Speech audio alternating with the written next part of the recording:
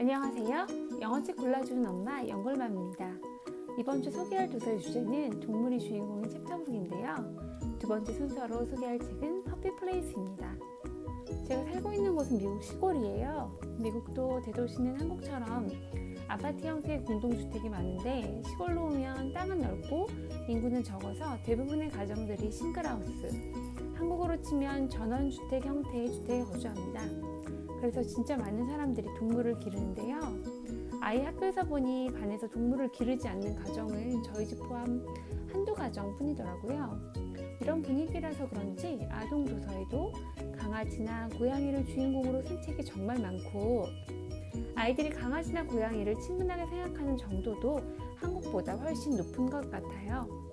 저희 아이도 너무 강아지를 기르고 싶어 하지만 현재는 여러 가지 사정상 기르지 못하고 있어서 퍼피 플레이스처럼 강아지를 주인공으로 한 책들을 보면 다른 책보다 더 눈길이 가나 봐요.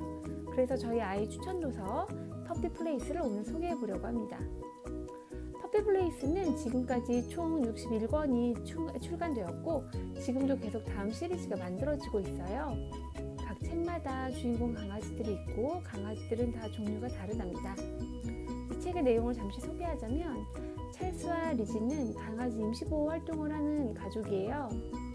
각 책마다 이 가족이 이웃에서 발견한 강아지, 강아지 보호소의 부탁으로 맡게 된 강아지, 또는 여행지에서 만난 강아지 등 여러 상황에서 만난 어린 강아지들을 이제 새로운 주인이 만날 때까지 보호해 주면서 사랑으로 보호하고 케어해 주는 이야기입니다.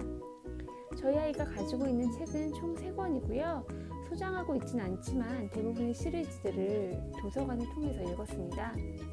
책마다 소개하는 강아지 종이 다르고 이야기가 달라서 골라보는 재미가 있다고 하더라고요. 그럼 책을 보여드릴게요. 이렇게 각 책마다 다른 강아지 그림이나 사진이 있고요. 근데 이 책은 일러스트는 없어요. 이렇게 다 글씨로 되어 있는 챕터북입니다.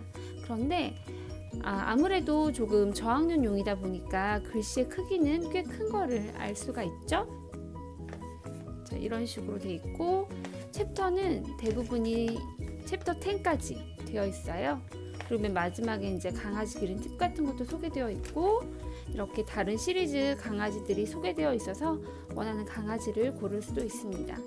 두께 보시면 이 정도로 굉장히 얇은 편이죠. 자, 이 책은 그림이나 일러스트가 전혀 없는 챕터북이에요. 그런데 보셨겠지만 96페이지밖에 굉장히 얇아서 부담 없이 읽을 수 있어요. 렉사일 레벨은 690이고 독서 권장 학년은 2학년부터 5학년까지로 되어 있지만 제가 봤을 때는 초등학교 1, 2학년도 충분히 읽을 수 있을 것 같습니다. 아이의 영어 실력에 맞춰서 결정하시면 될 것 같고요. 더 자세한 사항은 아마존 링크를 참고해 주세요. 영골맘의 이유 있는 선택. 첫 번째, 강아지가 주인공인 짧은 챕터북. 아이들이 너무 사랑하는 강아지가 주인공이라서 챕터북을 시도하는데 아이들의 심리적인 진입장벽이 낮을 것 같고요.